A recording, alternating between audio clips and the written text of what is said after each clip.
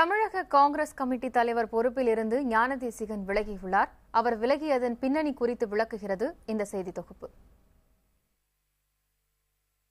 சென்னை சத்தியமூர்த்தி பவனில் ஞானதேசிகன் நேற்று நடத்திய செய்தியாளர்கள் சந்திப்பு வழக்கமான ஒன்றாக இல்லை. ஏனென்றால் தமிழக காங்கிரஸ் கமிட்டிக்கு ஒரு பொம்மை தலைவராக இருக்க மாட்டேன் என்று தனது ஆதங்கத்தை கொட்டித் தீர்த்தார் ஞானதேசிகன். மாநில கமிட்டி முன்வைக்கும் எந்த கோரிக்கைக்கும் அகில இந்திய கமிட்டி செவிசாய்க்கவில்லை என்ற பகிரங்கமான குற்றச்சாட்டையும் ஞானதேசிகன் முன்வைத்தார்.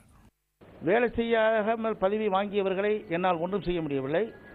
பதவி இல்லாமல் இங்கு வேலை செய்பவர்களுக்கு நான் பதவி கொடுக்க முடியவில்லை. ஆகவே இதில் பொம்மை போல ஒரு தலைவர் இருப்பது நல்லதல்ல என்று நான் நினைத்தேன்.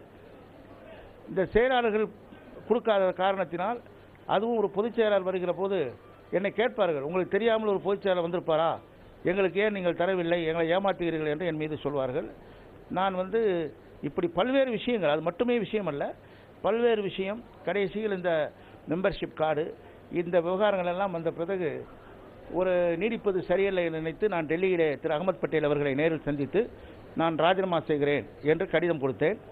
நீரு பூத்த நெருப்பு போல் இருந்த ஜி.கே. வாசன், ப. சிதம்பரம் அணியினருக்கு இடையேயான மோதல் ஞானதேசிகன் முடிவின் மூலம் வெளிச்சத்துக்கு வந்திருப்பதாக கூறுகின்றனர் அரசியல் விமர்சகர்கள்.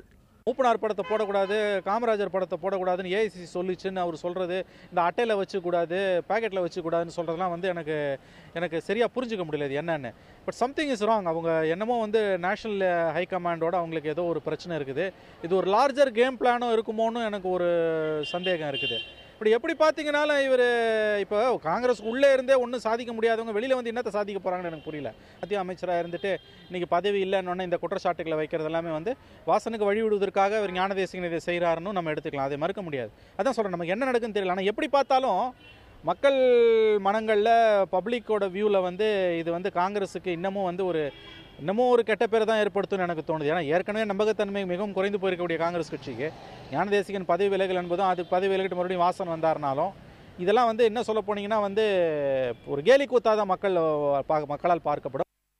ஞானதேசிகனின் கருத்து லட்சக்கணக்கான காங்கிரசாரின் மனவெளிப்பாடு என்று கூறியுள்ள ஜி.கே. வாசன், தனது குரலாகத்தான் ஞானதேசிகன் ஒலித்திருக்கிறார் என்பதையும் காங்கிரஸ் தலைமைக்கு தெளிவுபடுத்தியிருக்கிறார்.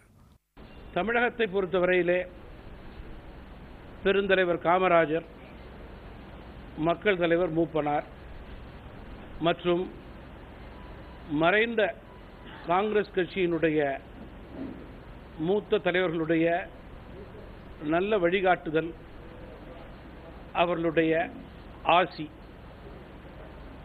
இவைகள் மட்டுமே காங்கிரஸ் கட்சியை முழுமையான முறையிலே பலப்படுத்த முடியும் என்பதை தெரிவிக்க விரும்புகிறேன். புதிதாக வழங்கப்பட உள்ள தமிழக காங்கிரஸ் உறுப்பினர் அட்டைகளில் குறிப்பிட்ட சில தலைவர்களின் புகைப்படங்களை நீக்க கட்சி மேலிடம் எந்த உத்தரவும் பிறப்பிக்கவில்லை என்கின்றனர் காங்கிரஸ் கட்சியின் மற்றொரு தரப்பினர். எங்களுடைய Tamil Nadu in charge general secretary Mukul Wasnik அவர்கள்ட்ட நான் தொடர்பு கொண்டு பேசினேன். அவர் சொன்னார், 2 மணி நேரம் இதை பற்றிய உறுப்பினர் சேர்க்கையை பற்றிய இது நடந்தது. அதிலே எந்த விதமான இதுவும் பெருந்தலைவர் காமராஜர் அவர்களையும் எங்களுடைய தலைவர் மக்கள் தலைவர் மூப்பனார் அவர்களுடைய படத்தை பற்றி எடுப்பதை பற்றி எந்த விதமாகவும் யாரும் விமர்சிக்கவில்லை. தமிழக காங்கிரஸ் கட்சி தலைவராக இருக்கக்கூடிய ஒருவர் கட்சி மேலிடம் மீது புகார் தெரிவித்துவிட்டு பதவி விலகி இருக்கிறார். 2016 சட்டமன்ற தேர்தலுக்கு இப்போதைய சில தமிழக கட்சிகள் பேச்சுவார்த்தையில் ஈடுபட்டு இருக்கக்கூடிய இந்த நிலையில் அடுத்து வரக்கூடிய காங்கிரஸ் கட்சி தலைவருக்கு சவால்கள் காத்திருப்பதாகவே சொல்கின்றனர் அரசியல் விமர்சகர்கள். புதிய தலைமுறைக்காக ஒளிப்பதிவாளர் குழுவுடன் ரமேஷ்.